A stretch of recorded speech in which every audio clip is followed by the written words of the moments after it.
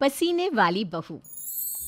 हाय रब्बा, अरे नास पीटी, पसीने बहा बहा के पूरे घर में पसीने की बाढ़ को बुलावा दिया है तूने। अरे तो मैं क्या करूं माँ जी, आप ही बताओ।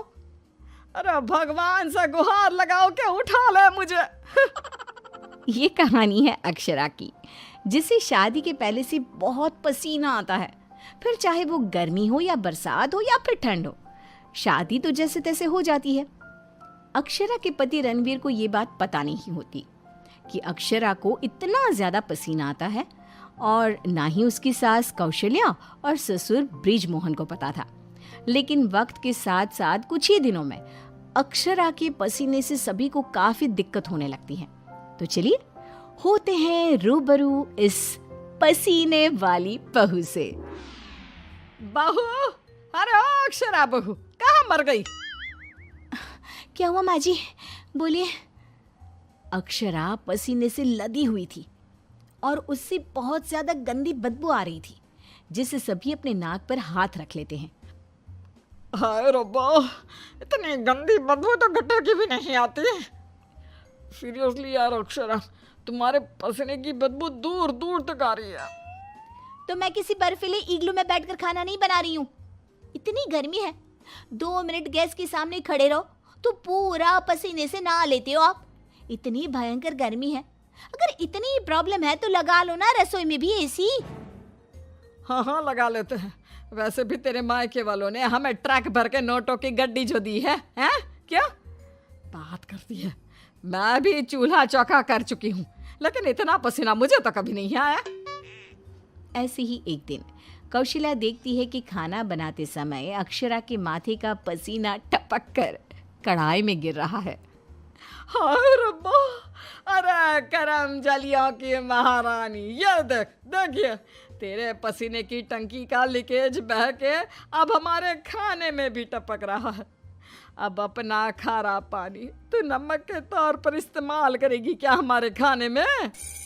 माँ जी, मैंने जानबूझकर नहीं किया है। और रही बात पसीने की टपकने की, तो इसी बहाने ये घट्टी की सब्जी ना और भी नमकीन और स्वादिष्ट हो जाएगी मेरे पसीने की मिलावट से। छी छी छी छी, मैं जा रही हूँ बाथरूम, क्योंकि मुझे तो तेरी बातों को सुनकर और ये खाना देखकर ही उल्टी आ रही है। आज तो कुछ नहीं पकाएगी। आज हम तीनों तुझे छोड़कर बसंत भोजनालय चले जाएंगे। तू अकेले ही चखते बैठ अपने पसीने से भरे हुए ये व्यंजन। अगले दिन जब रणवीर दफ्तर से घर आता है, तभी वो अपने कमरे में अक्षरा से कहता है, अक्षरा, कल बॉस की वाइफ का बर्थडे है, इसलिए उन्होंने हमें खास न्योता दिया है, तो तुम और मैं कल पार्टी में जाएंगे। मैं ब्लैक कोट पहनूंगा, तो तुम ब्लैक साड़ी पहन लो। ओके पति जी, और कोई आदेश? नहीं नहीं, आदेश नहीं, लेकिन एक रिक्वेस्ट है। वैसे तो पार्टी में एसी होगी, लेकिन फिर भी ना तुम पूरी परफ्यूम की बोतल को अपने ऊपर छिड़क के ही चलना। एक क्या, मैं तो कहता हूँ 5 चाय बोतल को छिड़क लो ना, क्योंकि अगर किसी ने तुम्हारे पसीने की बदबू को सूंघ लिया ना तो फालतू में सीन क्रिएट हो जाएगा वहां पर, ठीक है? मुंह टेढ़ा करके अक्षरा जवाब देती है, ठीक है, लगा लूंगी, खुश। अगले दिन पार्टी के लिए अक्षरा सच में 5 परफ्यूम की बोतल को अपने ऊपर छिड़क कर सज धज के रणवीर के साथ पार्टी में चली जाती है। पार्टी में एसी थी, इसलिए पहले के 15 से 20 मिनट तो कुछ भी नहीं हुआ, लेकिन उसके बाद से जो अक्षरा को पसीने छूटने शुरू हुए कि बस वो पसीने से भीग कर गीली होती ही जा रही थी, और उसकी बहुत गंदी बदबू भी आने लगी, जिसको सुनकर पार्टी के गेस्ट आपस में बात करने लगे। अरे ये इतनी गंदी बदबू कहाँ से आ रही है? शायद किसी के जुराबों की गंदी बदबू है ये। जुराबे नहीं, मामला कुछ और ही है जनाब। इतनी बड़ी 5 स्टार पार्टी में पता नहीं कहाँ से घुस गया कोई गटर का कीड़ा। तभी रणवीर अक्षरा को धीरे से कहता है, तुम्हें कहो तो ना परफ्यूम, पाउडर और साबुन से 10 बार नहाना। लेकिन तुम्हें तो पता है ना कि मुझे पसीने छूटते ही हैं, चाहे कितना भी कुछ भी कर लूं। और उनकी ये बात बगल में खड़ी एक बूढ़ी औरत सुन लेती है और वो बवाल मचा देती है। अरे बाप रे, ये गंदी महक तो यहाँ से आ रही है। रणवीर की बीवी से देखो तो पूरे कपड़े भीग गए इसके पसीने से। सभी रणवीर और अक्षरा पर बहुत हंसते हैं। रणवीर घर जाने के बाद अक्षरा को खूब डांटता है। मिला देना पानी में मेरी पूरी मेहनत से कमाई हुई इज्जत। अरे अक्षरा बहू, किस मिट्टी की बनी हो तुम, जो पसीने का झरना बहता ही रहता है तुम्हारे बदन से 12 महीने और 2400 घंटे नॉन स्टॉप। अरे अभी तो इस कलमुहे के कलेजे को ठंडक पड़ी होगी। लोगों के कुंडली में मार्केश दोष होता है, लेकिन हमारी बहू की कुंडली में पसीना दोष है। अक्षरा को अपने ससुराल वालों की बातें सुनकर बहुत बुरा लगता है, लेकिन फिर भी वो कुछ नहीं कहती और अपने पसीने बहने को अपनी गलती मानकर चुप रह जाती है। दिन बीतते जाते हैं, गर्मी का प्रकोप बढ़ते जाता है और अक्षरा के लिए गर्मी और भी बड़ी मुसीबत बन जाती है। उसे पसीने से पूरे हाथ, पांव, गले, चेहरे और बदन पर घमौरियां आ जाती है, जिसके कारण उसे खूब जलन महसूस होती है। बहुत जलन हो रही है। माँ जी ने एसी का रिमोट भी छुपा के रखा है, इसलिए ताकि मैं एसी ना लगाऊं और बिजली का बिल बच जाए। मम्मी जी, बहुत आग लग रही है। अक्षरा जाकर बाल्टी भर पानी अपने आप पर डाल देती है, तब जाके उसे थोड़ी सी राहत मिलती है। अक्षरा के पसीने से तंग आकर कौशल्या अब दिन रात घर में अगरबत्ती और अरोमा कैंडल जलाती। अच्छा हुआ जो रणवीर ने ये खुशबू वाली मोमबत्तियां ला कर दी, इनसे हर जगह अच्छी महक आ रही है। हाँ कौशल्या, बड़ी अच्छी सुगंध है, अगरबत्ती और मोमबत्ती दोनों की भी। लेकिन तभी वहां पर बाजार से सामान लाकर पसीने से लदी हुई अक्षरा आ जाती है और उसके पूरे बदन से बदबू आ रही थी और बाल तो पूरे पसीने से भीग गए थे और फर्श पर पसीने की बूंदें भी टपक रही थी।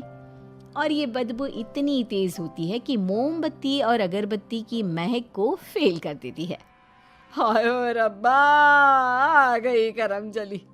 इसके बदन के पसीने ने तो इतनी महंगी सुगंध वाली मोमबत्ती और अगरबत्ती के खुशबू के दांत भी खट्टे कर दिए।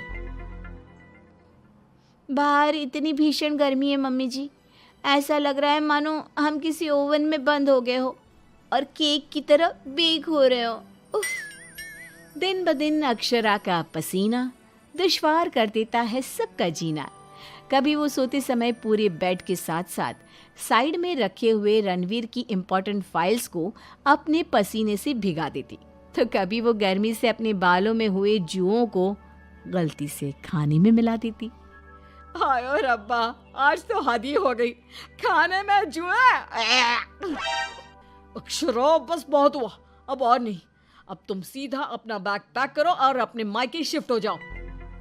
बिल्कुल सही कह रहा है रणवीर, हमें नहीं चाहिए ऐसी पसीने वाली बहू। अक्षरा रोने लगती है और कहती है, ठीक है मैं चली जाती हूँ, फिर कभी इस घर की दहलीज पार नहीं करूंगी, बाय। अक्षरा रोंदी सूरत लिए घर से निकल जाती है।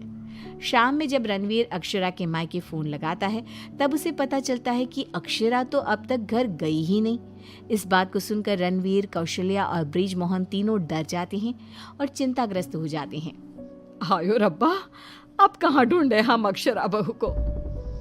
मुझे एक जगह पता है मम्मी, जब भी अक्षरा का मूड ऑफ होता है तो वो वहीं पर जाकर बैठती है। रणवीर, कौशल्या और ब्रिजमोहन तीनों एक नदी के किनारे जाते हैं, जहां रात के अंधेरे में अक्षरा नदी की साइड की बेंच पर बैठे हुए बिलख बिलख कर रो रही थी।